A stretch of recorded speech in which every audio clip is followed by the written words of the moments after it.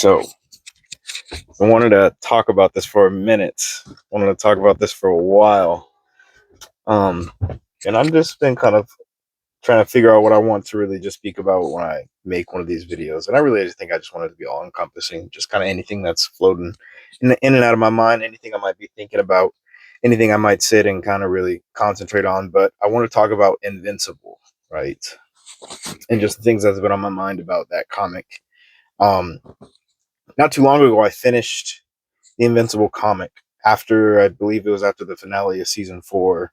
I was like, all right, I gotta do it. Just jumped in and read the entirety of the second half of the story in like 2 days. I crunched that. It was a very good read, one of the best reads I've had in recent times. And yeah, just to jump off that, it was very good. I appreciate a lot of the things that it a lot of the things that it does with the story, like the overall encompassing arc, sort of the plot points, the character developments, and just the overall question of the story. And in my mind, what I really processed it being, what I walked away from reading that thinking is that the overall question of the story is, what does it mean to be a hero? What is a hero? What does it mean to be good? What is a good guy? What is a bad guy? Right. And I really like how it questions, that overall notion of, what does it mean to be a hero? What is a hero? You know? And and I find myself asking, these questions when I think about it. I'm like, okay, are you a hero because you always try and do the right thing, like Mark in like Invincible? Are you a hero because making those heroic choices is just the right thing for that situation, i.e., Robot, which is a big foil in the end of the story. Is Robot really a hero, or is Robot just make heroic choices just because that's the right choice in the situation, just because that's the best choice in the situation? Are you a hero because you're willing to do whatever it takes, good or bad, for the greater good, i.e., someone like Cecil? Are you a hero because that's just who you chose to be for a speck of your life, i.e., Omni Man? Right? So it's like all these choices of, what does it mean to be a hero? All these different characters kind of have that different, a different way of posing what it means to be a hero, and the things they do and their motivations, and how they interact with others in the story. And even like Thrag, are you a hero because you believe to be the hero, because you believe everything you're doing is the good, the best, and the best of yourself and the best of others, right? And in that sense, when everything you work for completely crumbles, do you remain to what you believe it is to be a hero? I really like that whole character switch of Thrag, where it's like, Thrag truly believed that he was doing what was right, not only for his people, not only for the empire of Viltrum, but for the universe. That Viltrum spreading throughout the universe is only going to be better for others, for other cultures, for other planets, for other lesser species, right? In Thrag's mind, he truly was the hero. And then it got all the way up to the point where he was no longer in that position, where he could no longer be the ruler of Viltrum. And it's like, does he continue to do? How does he interact with that scenario? How does he come about dealing with that scenario? And it was to basically, I guess, devolve from him believing that he was a hero to him just wanting to be like self fulfillment. It's what he wants. It's no longer of the greater good of the people of the world. He no longer has all these excuses backing him up to feed his selfish desires. Now he's like, nah, I want this. I'm going for this. And it's really interesting to see, how that aspect of him changed. But overall, like I said, just the idea that, what does it mean to be a hero? There's so many different types of people. There's so many different motivations for these people. So many different things that push them to do what they do. Mark is just the gleamy, bright eye, and I want to go out there and help people. Whereas you have Rexplode, who is just, he kind of has nothing better to do. This is just always what he's did, always what he's done. He doesn't have a normal life. This is just who he is. You know, you have Cecil, where it's like, I don't care how bad or how ugly or how grimy it gets. If it's gonna save the world, I'm gonna do it. You know, and with that being said, one of my favorite characters is in fact Cecil, and I think at least from the show, because the show does do a good difference in characterizing, and so adding more to everything than the comic does. From what I could realize, Cecil in the second half of the story in the comics isn't as front and center. I should say he's not as front and center um as he is in the show, and I can't really tell if that's just because the first half of it includes Cecil more, because I didn't read the first half of the comics. I just started where the show ended. But Cecil in the show is definitely a much bigger character, and one of my biggest frustrations in the show was, once again, this idea of what does it mean to be a hero, and finding myself agreeing more with Cecil's perspective, and finding myself agreeing more with what Cecil was saying that we need to be done, and sort of the limits that he was trying to place on Mark. And to be fair, he did take it to some extremes. But at the end of the day, if you're Batman and you have this crazy alien who has the potential to destroy the world running around, are you not going to take precautions to make sure that's handled? Like, that's just common sense. That's just common sense. And it is a bit extreme. It is a bit brutal, but it's a dog eat dog world, bro. Your dad almost could have destroyed the planet on a whim if he wanted to. Um, but I found myself agreeing a lot with Cecil and his perspective, and his way of dealing with things and some of his limitations. And I found myself looking at Mark. I think it was throughout season two. I think it was, yeah, going through season two into season three, and just being like, Mark, bro, you are so immature. Like, he is a kid in so many ways, and that's the danger of it. It's like, are you a hero because that's truly who you are, or on a whim are you going to make some immature decision that could be detrimental, that barely anybody around could stop you from doing, you know? And also the idea that, being a hero isn't always pretty, saving the world isn't always pretty, helping people it's not all pretty and glamour and saving the day and beating the bad guy. Sometimes you got to get your hands dirty. Sometimes people got to disappear. Sometimes bad people got to be used for their good qualities that they could bring, like the Reaniman. And I forget that dude's name, but that one scientist who's turning people into Reanimate. It's like, that makes fucking sense. Like, even if what would you rather have? Would you rather just have the biggest, strongest, most ruthless guy who could who could carve through mountains? Would you, and he's a bad person, would you have him just sit in a pit and not do anything, or would you put this man to work and have him carve out some mountains to lay some railroads? I'd rather have this dude. If he's a prisoner and he's got to do time, let's put him to work and let's have him do something useful. That just makes perfect sense in my mind. Why would you not use this dude and his genius and his technology to help bolster your forces, to help fight against something, that could potentially destroy the world, i.e., Mark and the Viltrumites. So I just found it really, interesting seeing that contrast, and like, Cecil is, for if you're looking over Mark's shoulders for the whole story, then you instinctively want to take his side. You instinctively want to ride with him and to and be his pal throughout it. But it really puts him through that ringer of, putting him under that magnifying glass and be like, hey, bro, you might not agree with what Cecil's saying, but Cecil's kind of right. And in a lot of ways, Cecil is a hero. And maybe not in ways that you agree with, maybe not in ways that you would do yourself. Cecil, in a lot of ways, is a hero. He's probably the biggest hero on Earth. I mean, not in the spotlight of it. He's not Superman. He's not Omni-Man running around defeating the big monster and saving the city. He's the man behind all of it. He's the man on the wall. He's the man on the wall of the story. Um, um, but it's like really interesting seeing that scrutiny of it and saying, like, Mark, are you being a hero? Are you a hero because you don't want to forgive somebody who might make a mistake? Is that what a hero does? He just doesn't forgive and locks up every bad guy, or is a hero willing to shake a bad person's hand to go forth and save more people? It's like that question of, what does it mean to be a hero? What does it mean to be a hero? What does it truly mean to be good? Are you good because you've never made a bad decision in your whole life? Are you good because you may have made some bad decisions, but now you want to turn over a new leaf and use what you can do to help people going forward? What does it mean to be good? What does it mean to be a hero? That question just comes up constantly throughout the story, you know? And one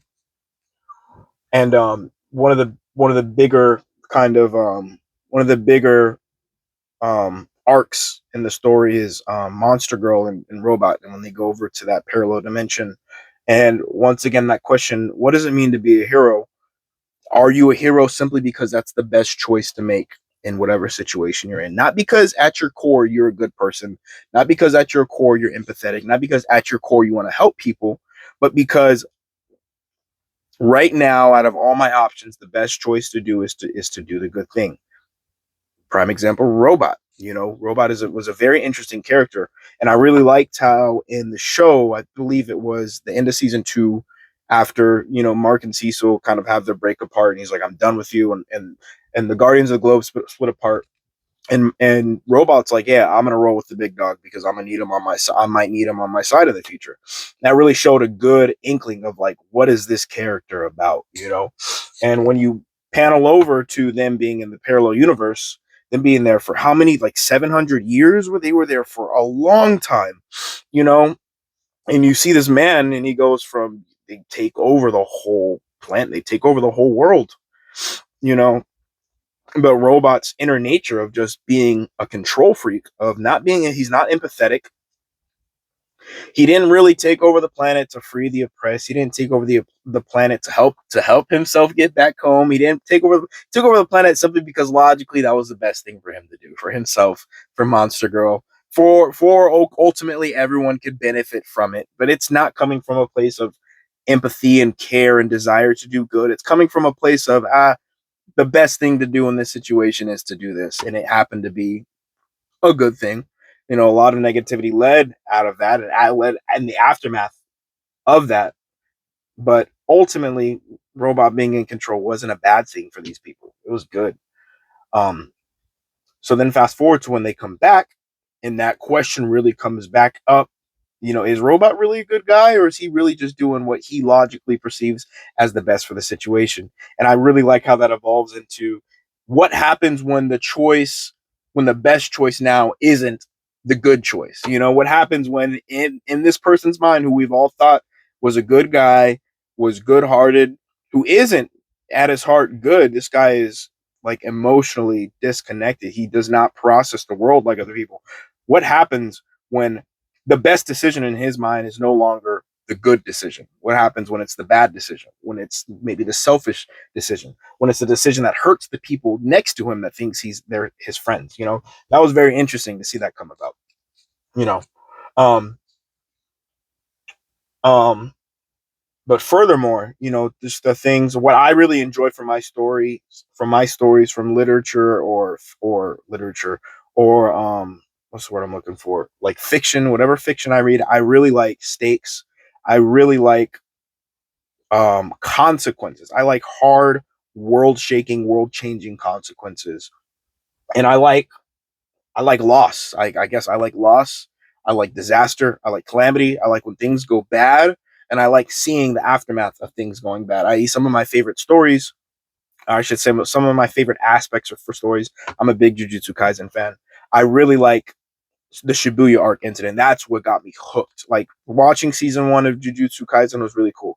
I liked it. I liked it enough to sit down and read the manga. I sit down, I read the manga.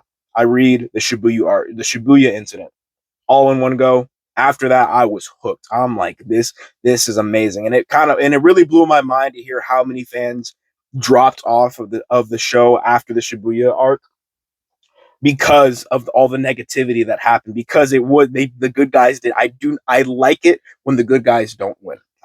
I like it when the good guys don't win. Genuinely. Um and I was really surprised and shocked to see how many people like dropped and just didn't like Jujutsu after season 2 because the good guys didn't win. And I'm like, man, do you guys not like innovation? Do you not like change? Like, do you not like things to get shaken up? I really liked how there was a cataclysmic effect of just some of our guys. We had losses. Some people died. Some people we like died. And it's not all about death, but I really like the effect on the world. The fact that after Gojo got sealed, the entire world changed. That had a world-changing effect. Not only that, but going forth, everything's different now. Going into season 3, and not only that, going past that, things are just different now, and I really like that. I really like that. Another one is Chainsaw Man. I really like Chainsaw Man Part 1. I haven't read Part 2. Part 1, very, very, very phenomenal read. Very, very good. And just overall the idea of questioning. I don't really want to spoil those different things, but just questioning who really is the big bad of the. I don't want to say the series because like I said, I haven't read Part 2. But for Part 1, who is the big bad of the story? Who really is the bad guy? Not only that, but Denji is a very unconventional hero. He's a very unconventional, very different, very weird hero. I really wouldn't even call him a hero. He just happens to be the guy who gets shit done in the end. He just happens to be the guy who solves the problem in the end. But he's not really a hero. He's not really a hero. I really like that. Or like Gantz, the idea that nobody is safe. Nobody and nothing is safe, that truly this is all bigger than us. And ultimately, the main character in the end rises above it all to really set the thing in stone. But truly, the arc of the main character is becoming selfish again, is digging down into his inner forgotten nature of selfishness, of ruthlessness, and of rising above it all, by feeding back into that character that he used to be. I really like Gantz. But other than that, it's really the idea that there's shit happening in this world that people don't even understand.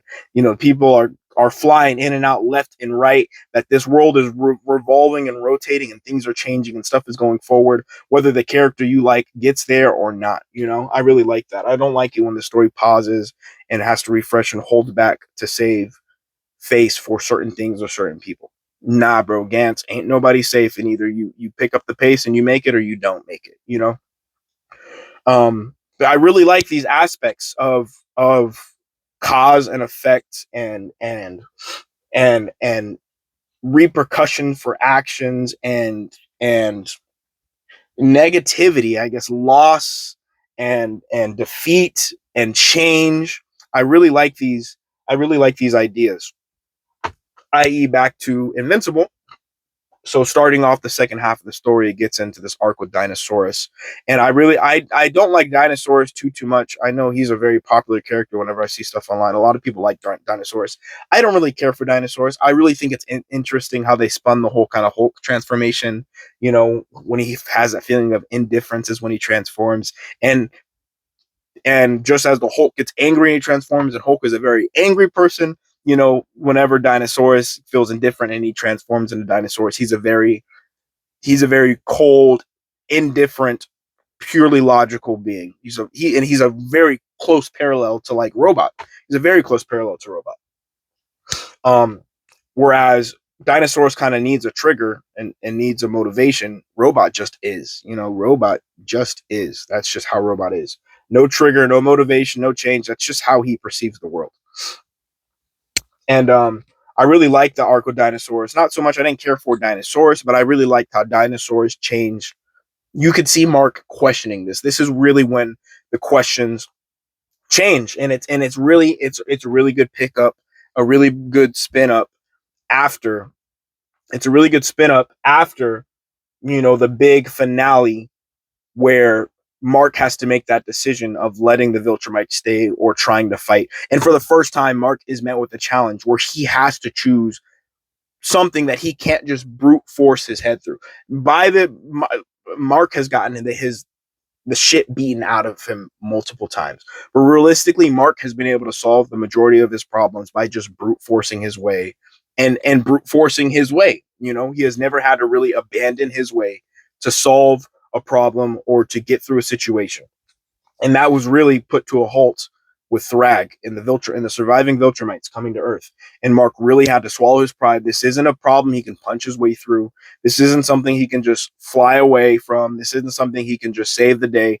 This is something he has to accept.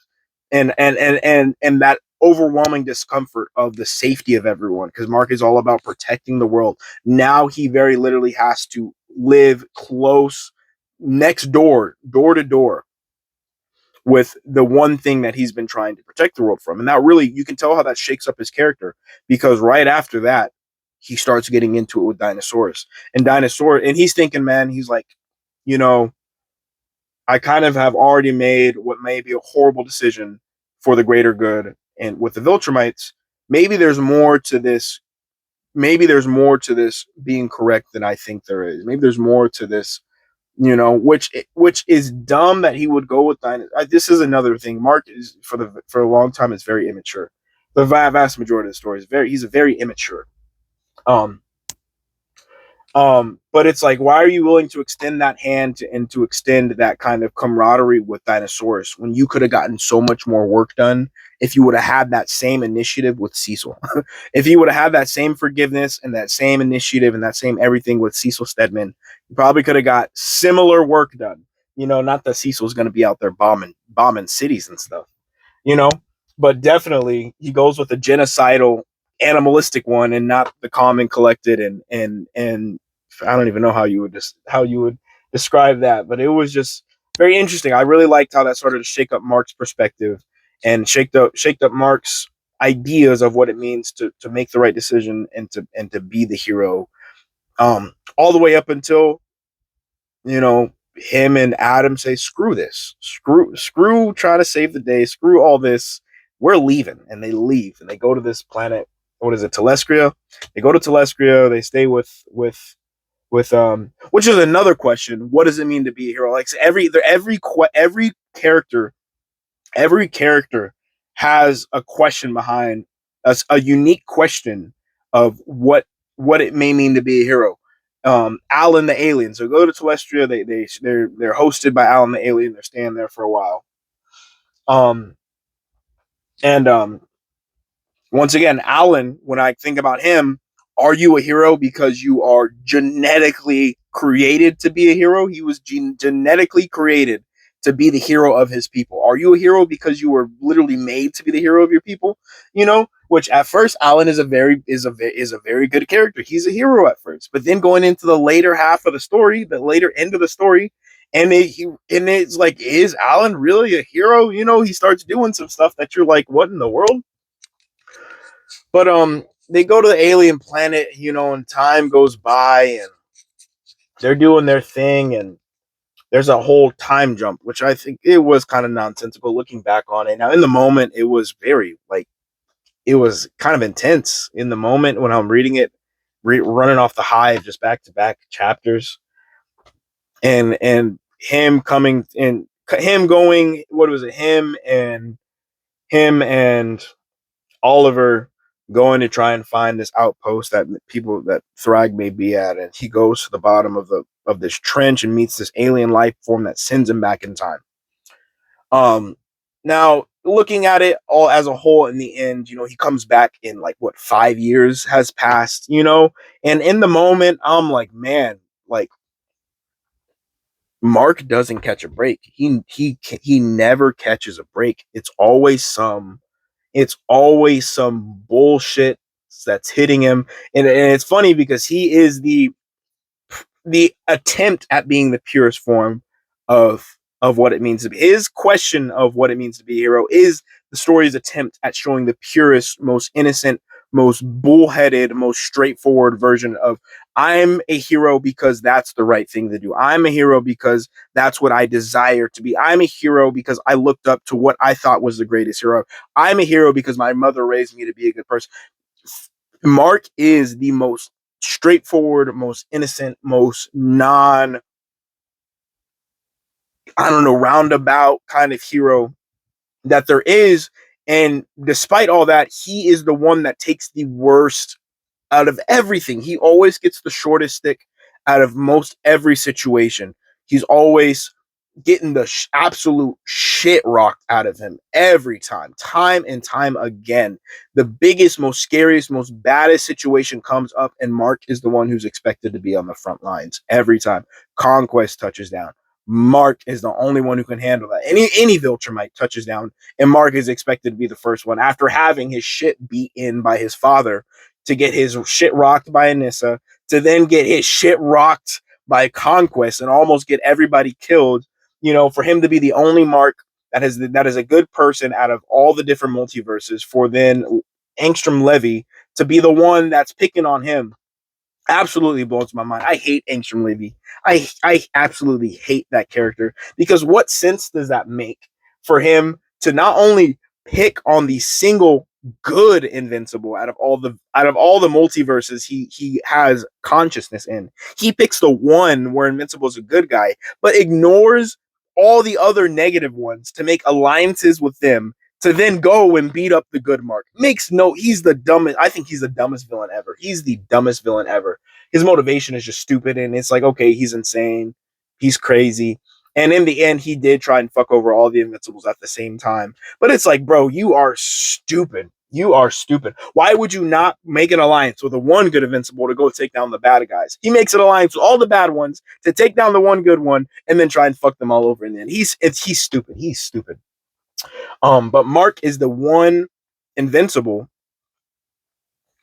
who's a good. He's the one. He's the I guess he's the author's way of putting the most innocent version of heroism in the story. And Mark always gets the short end of the stick. He always gets the short something. He's always losing something. He's always getting the shit beat out of him. He's always getting some traumatic situation. His mother's getting hurt. His brother almost getting killed, his girlfriend almost dying, having to fight the scariest beings in the fucking world, having to give up everything he has to do to go out to space and fight some battle with these crazy people, you know. Mark is always getting the short end of the stick for everything, for being honestly, the most honest hero, one of the most honest heroes. I mean, and it really just, I liked how that culminated into him and Adam just saying, screw this, we're done with this. um Fast forward, to the end of the story, which one of my favorite parts of the story was when Thrag is face to face. It's like after Mark had got back from that time jump thing, um which I thought it was interesting. Like I said, at the moment it was crazy because it's like, man, Mark doesn't catch a break. He's put in this situation that he never asked for, that he didn't agree to the terms of, and still lost in the end when he broke the terms of the contract. Still lost when he's like, I don't want to stay here, send me back. Lost all the first infant years of his childhood. Lost a deep connection with Adam Eve. It's got to come back and reassimilate into life, having been just disappeared for 6 years. You know, um, but also I just thought it was interesting because it's like, man, at this point, if this was Mark at the beginning of the story, Mark would have said, you know what, I'm just going to deal with it. I'm going to stay here and make things better. But because it's Mark now that has been through all this nonsense, and he's like, screw this, I'm doing something for me. I'm not staying here in the past. I'm not going to rewrite history. I want to go back to my girl and my daughter. That showed a big change. I think that's a big change in Mark's attitude, because just a couple, just what was it? I think like a year, 2 years in the story had passed by that point.